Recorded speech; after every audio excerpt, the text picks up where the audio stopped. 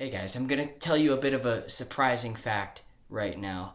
I think that if you asked me what my favorite television show of all time is, I would have to name a show that got canceled almost 25 years before I was born. I am referring to The Ed Sullivan Show. Why? Because I'm a huge fan of just everything 20th century pop culture. And there are very few people who personified 20th century pop culture more than Ed Sullivan. He's a very unlikely hero of broadcasting.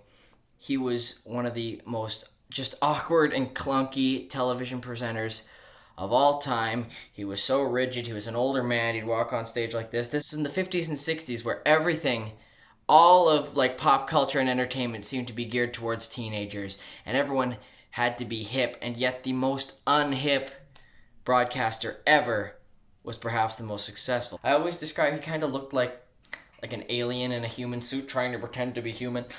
And despite the fact that he was one of the least cool television presenters of all time, and despite the fact that you couldn't even understand what he was saying half the time, still, millions of Americans and Canadians tuned their TV sets to CBS every Sunday night at 8 o'clock religiously for the entire length of the show's 23-year run, from June 20th, 1948, all the way up to March 28th, 1971. The show had so many hit artists, so many. Of course, it's perhaps most known now for giving the Beatles their start in America. Ed Sullivan, I believe, was in the UK in September of 1963, witnessed the enormous success that they were having in the United Kingdom. This was full-blown Beatlemania by then over there, but they really didn't have any fans in the United States to speak of. They had a couple of singles that had been released in the United States that hadn't sold very well, and Ed immediately knew that this is some talent that he had to bring over with him to America.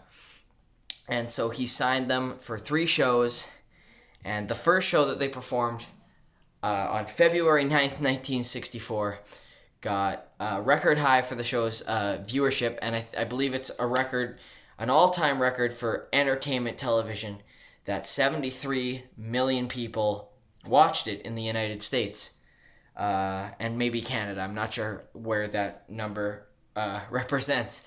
For the 12 minutes that the Beatles were on stage during that show, there was exactly no crime reported in New York City, and the joke is that even they had to catch the Beatles on the Ed Sullivan Show. It was a watershed moment in music history. It changed the culture. It's worth doing an entire episode of my show on that moment alone, and maybe I will do that someday, but Ed saw it coming from the second he stepped over there, before when no one else in America thought the Beatles could be successful over there. No idea why, but they just UK talent hadn't really transferred that well to America before, until the Beatles changed all that, and then the British invasion came. And believe me, Ed Sullivan had all the British invasion acts as well. Virtually anyone who was anyone was on the Ed Sullivan Show. I'm talking music, I am talking comedians, I'm talking all manner of bizarre novelty acts. And that's the funny thing about the show and why it probably couldn't be successful today.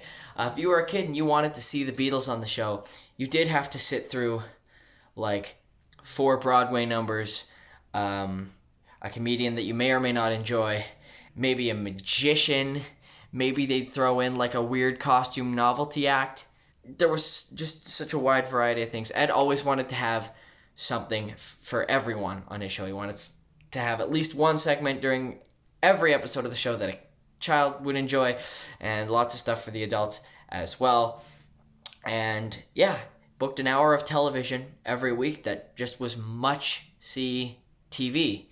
Now, I believe the real reason for the success of that show was Ed's incredible ability to recognize talent and to recognize just what people were going to want to see. And his background in newspaper writing and radio is what really taught him how to do that.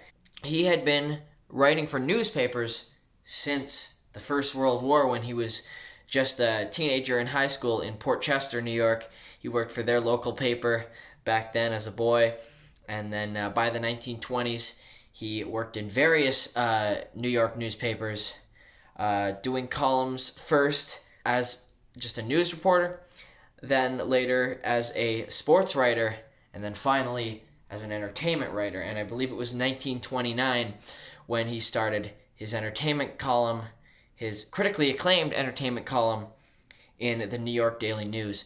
It was that entertainment column that really got him a tremendous amount of fame. And people would go see Broadway shows based on what he would suggest in his column. He was an excellent Broadway writer.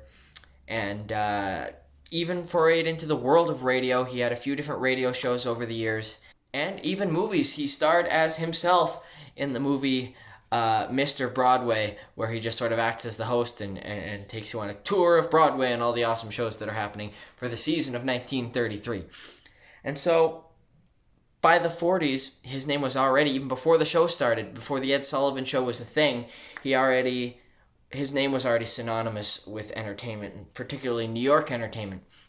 And when CBS was looking for a new host for a television program in 1948, they turned to Ed Sullivan, and he was kind of an obvious choice at that time to go into television because everyone already knew his name, everyone already sort of trusted his opinions on talent from all of his, the radio shows they knew him from, and his columns. And on June 20th, 1948, CBS began broadcasting the weekly Toast of the Town show. Toast of the Town was an enormous success in the very early days of television, and after 7 years of hosting it in 1955, CBS decided to just name the show after him. People were pretty much calling it the Ed Sullivan Show anyway, even though it was called Toast of the Town, and it became the Ed Sullivan Show in 1955. In 1965, the show moved to color, and it continued airing until 1971. It lost a bit of its ratings in its last couple of seasons, despite the fact that it had incredible name recognition. Everyone knew the show.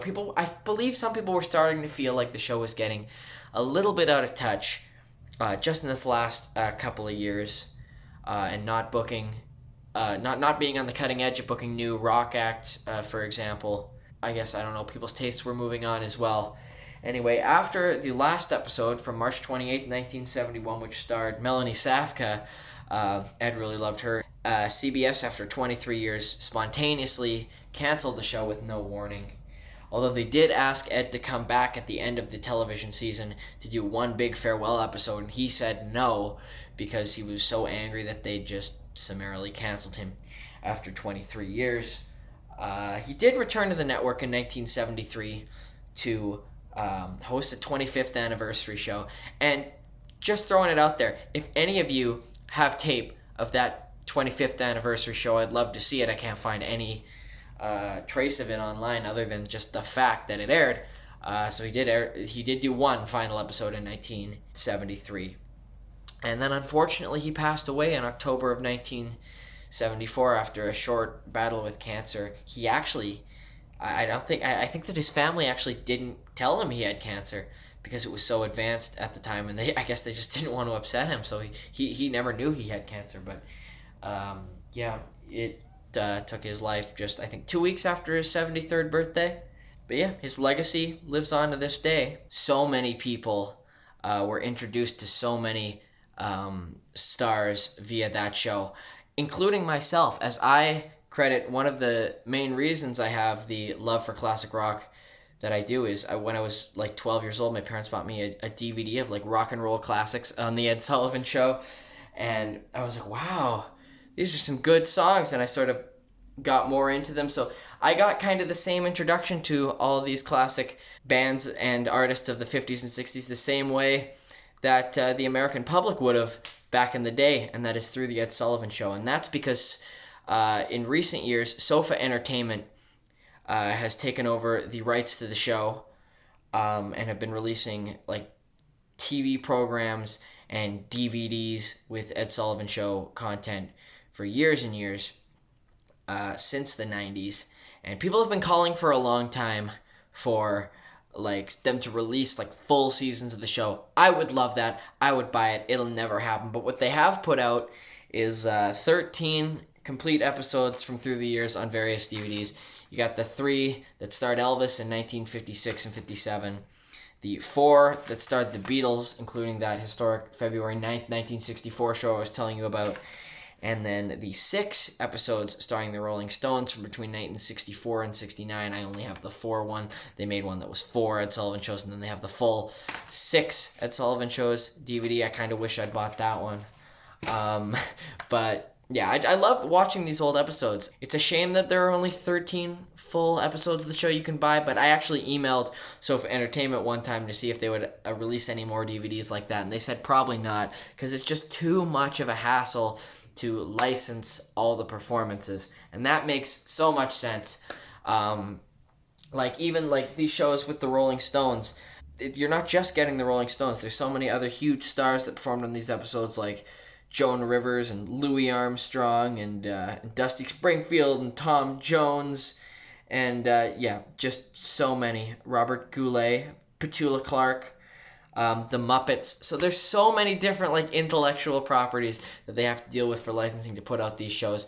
But I'm glad that they that at least the ones that do exist on DVD. And the cool things about the DVDs as well is they kept in all the old commercials from back in the day. So even that's kind of cool to see.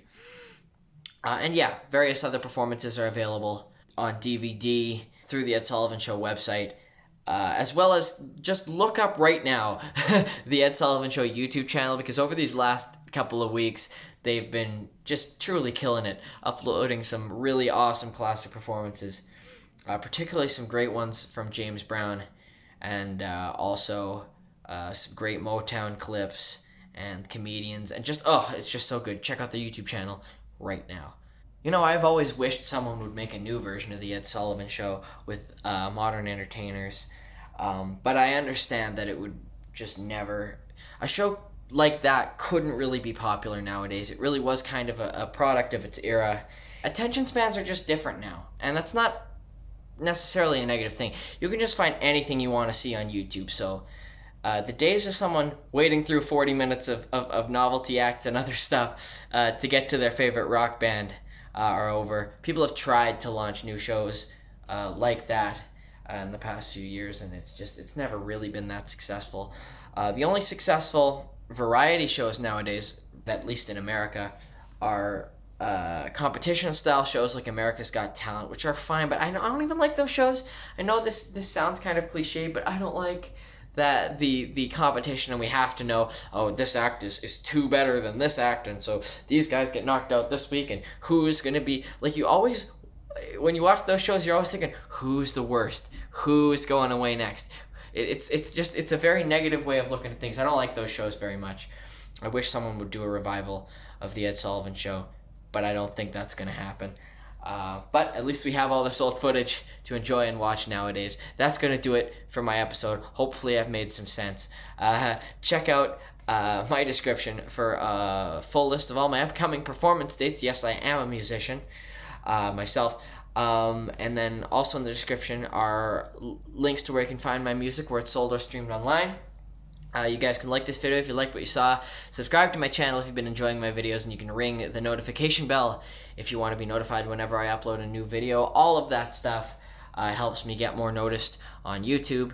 So thank you for doing that, and thank you for watching this episode. I'll have a new one in the next couple days, and most days for the foreseeable future.